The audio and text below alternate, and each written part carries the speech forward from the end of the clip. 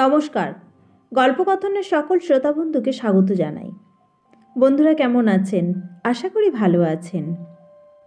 আজ আমি আপনাদের পড়ে শোনাব আশাপূর্ণা দেবীর লেখা একটি ছোট গল্প, প্রস্তাব। বেটে ছাতা, বাটার 2 রঙা হাই হিল শু, শান্তিনিকেতনী ভ্যানিটি ব্যাগ আর বিদঘুটে রংচঙা ছাপা শাড়ি, সব মিলিয়ে মিস অনিমা ঘোষ। অনিমা ঘোষ আছেন, অথচ এসব নেই এ দেখবেন না আপনি। প্রমাণ পেতে চান? পার্কের ওই উত্তর পূর্ব কোণটায় নজর করুন। লোহার বেঞ্চে হেলান দিয়ে বসে আছেন মিস ঘোষ। কোলের ওপর পোষা বিড়াল ছানাটির মতো সযত্নে শোয়ানো আছে বাটিকের কাজ করা ভ্যানিটি ব্যাগ। বেটে ছাতাটি আছে রেলিংয়ের গায়ে হেলানো, আর অদ্ভুত রংদার ছাপা শাড়িখানা পেঁচিয়ে পেঁচিয়ে জড়িয়ে আছে অনিমা ঘোষের খাটো খাটো নিটল দেহখানিকে।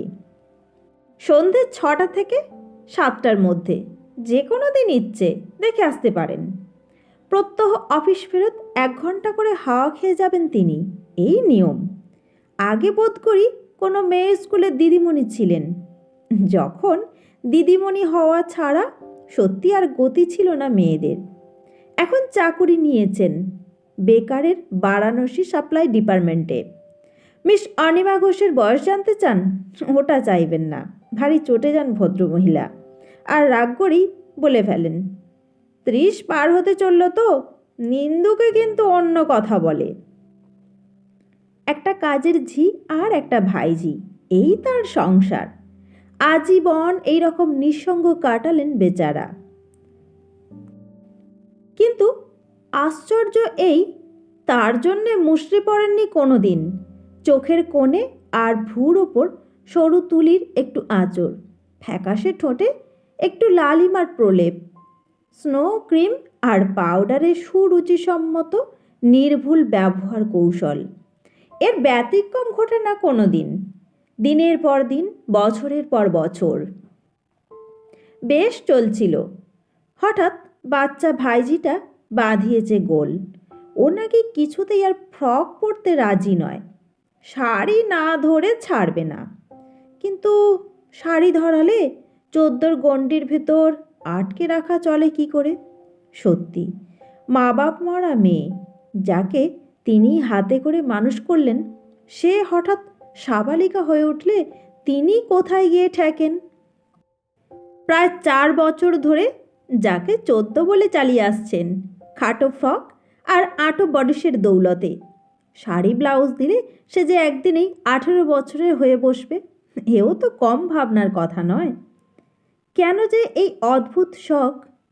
মিস অনিমা ঘোষ ভাবেন, আরও কিছুদিন করুক না ছোটোছুটি লাফালাফি ফ্রক পরে, আর চুলে বো বেঁধে। বড় হওয়ার স্বাদ।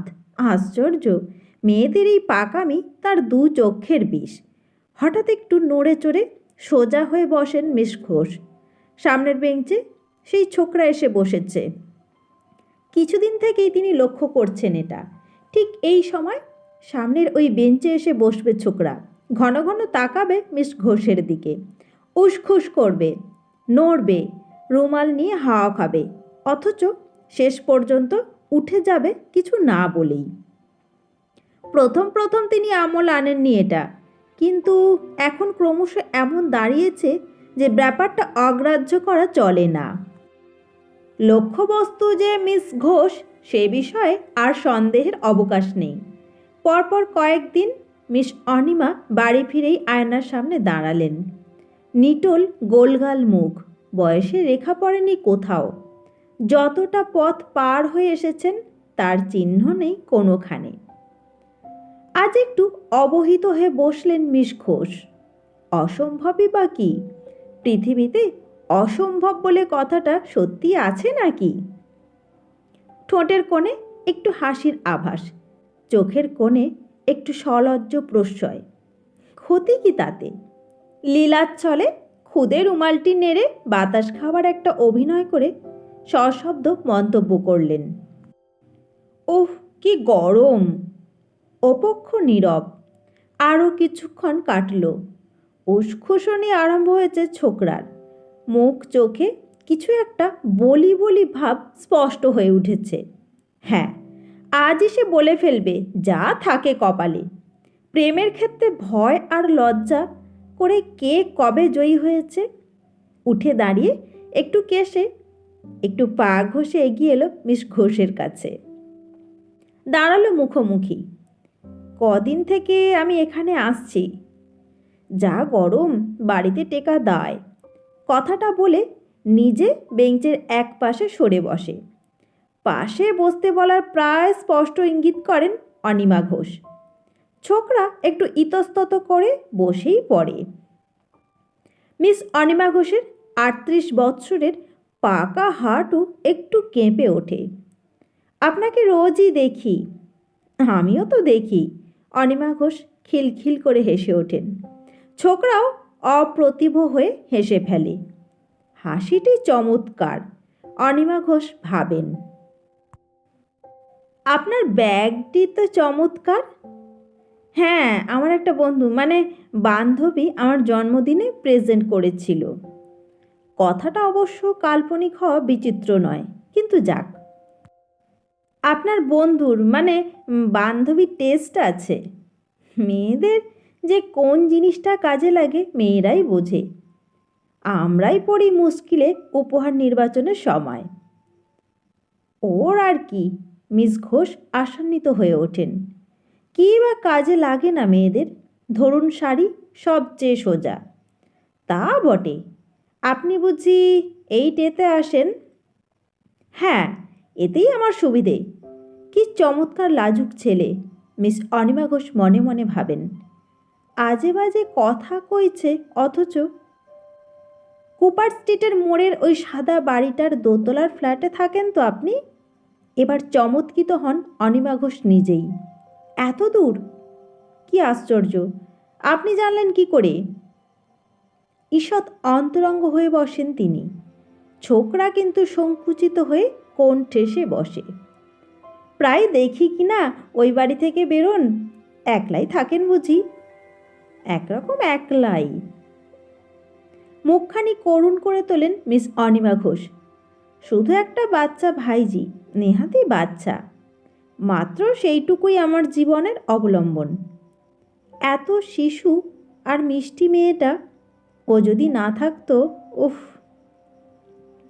ও কিছুদিন থেকেই ভাবছি আপনার সঙ্গে আলাপ করব, কিন্তু সাহস সঞ্চয় করতে পারছি না। এতে আর সাহসের প্রশ্ন কেন? আমি তো ভয়ঙ্কর একটা কিছু নই। কি বলেন, ভয়ঙ্কর নাকি? না না, সে কি, আপনাকে আমার খুব ভালো, বেশ লাগে। না, সন্দেহের আর কিছু নেই। মিস অনিমার কুমারী হৃদয় আবেগে দুলে ওঠে। হয়তোবা গালের ওপর দেখা দেয় ঈষৎ লালের ছোপ। আপনাকে একটা কথা বলবো, বলতে চেষ্টা করছি, যদি আপনি ভরসা দেন। একটা প্রস্তাব। এবার অনিমা ঘোষও ঘেমে ওঠেন। একেবারেই বিবাহের প্রস্তাব? কি সুন্দর আবেগপ্রবণ সরল হৃদয়।